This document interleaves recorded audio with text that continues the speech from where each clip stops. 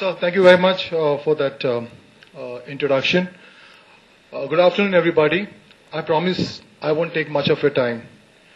I represent an organization called FINO, which is clearly a sectoral entity whose single point objective is to eliminate the financial services divide which is confronted by rural India. And when we talk about rural India, that's a significant number. We're talking about a customer base of almost 700 million customers.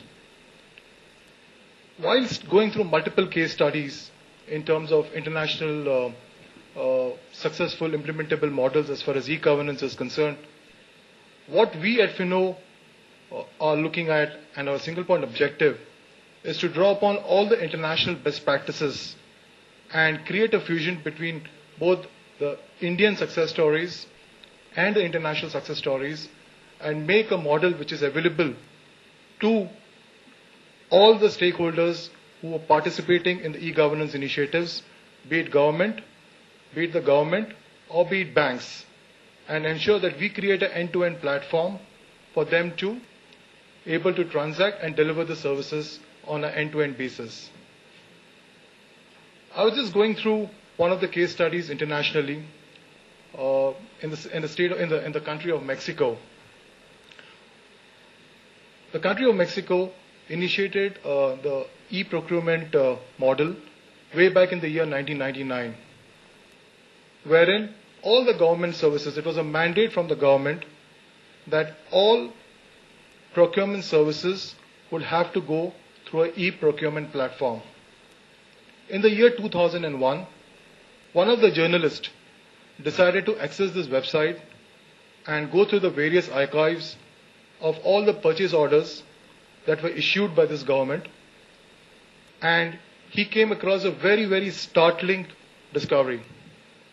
The presidential palace over there had gone and placed a PO or a purchase order for towels at the rate of $500 a piece.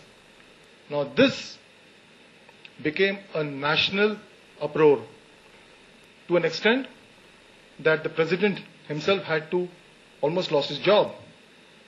What does this bring to the fore?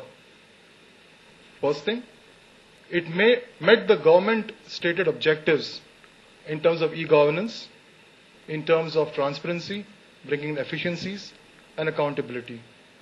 Number two, it also brought in a lot of fungibility between the technology-related aspects of e-governance and the financial services-related aspects.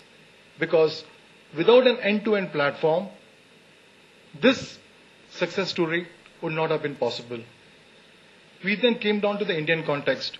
We at FINO clearly believe that one of the most successful stories as far as e-governance in India has been the Department of Railways, when they opened the entire booking and reservation platform to the country at large. And what have they achieved? They've achieved complete transparency. They have increased efficiencies, reduced corruption, ensure the consumer now has access to services, government services, at the fingertips. How has this been achieved? One way, yes, they have come out with a very composite platform with regard to delivery of services from a technology standpoint. But you see another layer over there, which is the financial services layer. You have 3 payment gateways which cater to credit card payments and another 13 payment gateways which cater to debit card or direct debit payments.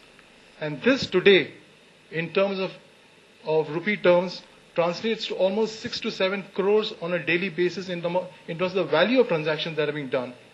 And this portal today happens to be one of the most hit-sensitive portals in Southeast Asia. We have taken both these models and tried to create an ecosystem wherein both all the stakeholders in the e-governance space can use a technology platform which encompasses the end-to-end piece, which can be used to address the requirements of financial services and insurance services, which can be made available to all the rural masses and ensure whilst the government takes care of making content available, we at Finno, along with our partners,